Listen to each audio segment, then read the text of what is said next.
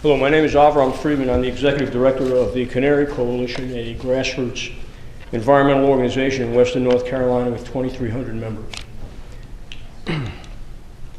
Let me begin by stating that it's hard for me to believe that there's any confidence in the prospect that there is or ever will be an adequate solution to the permanent storage of high-level nuclear waste.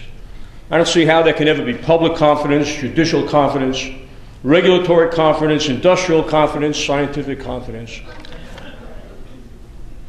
I don't see how any thoughtful, sane, intelligent person within this room or outside this room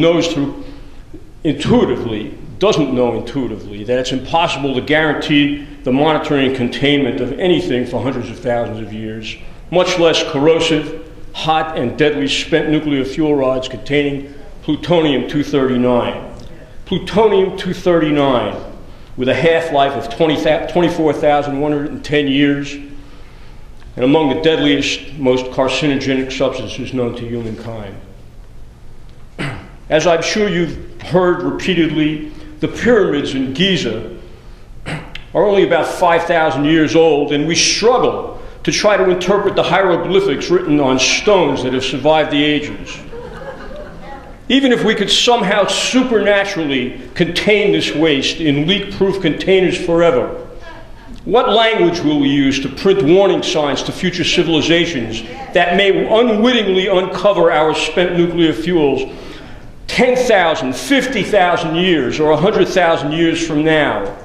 Do we just shrug our collective shoulders and exclaim, "Who cares what happens that far in the future?" Well, for the record, I care.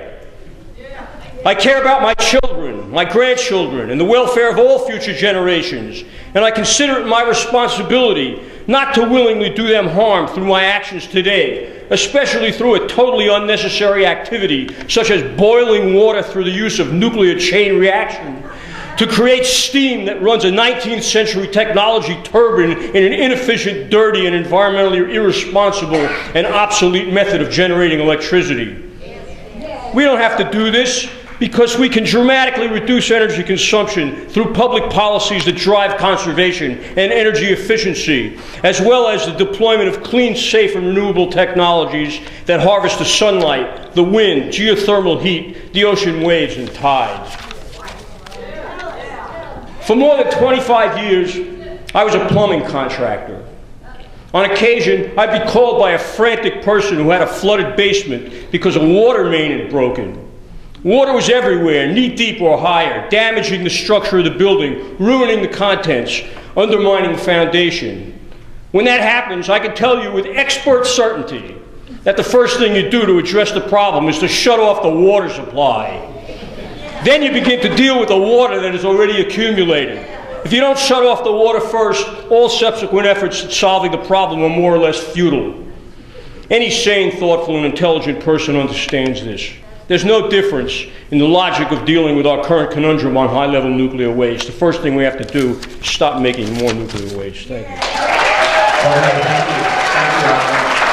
Thank you.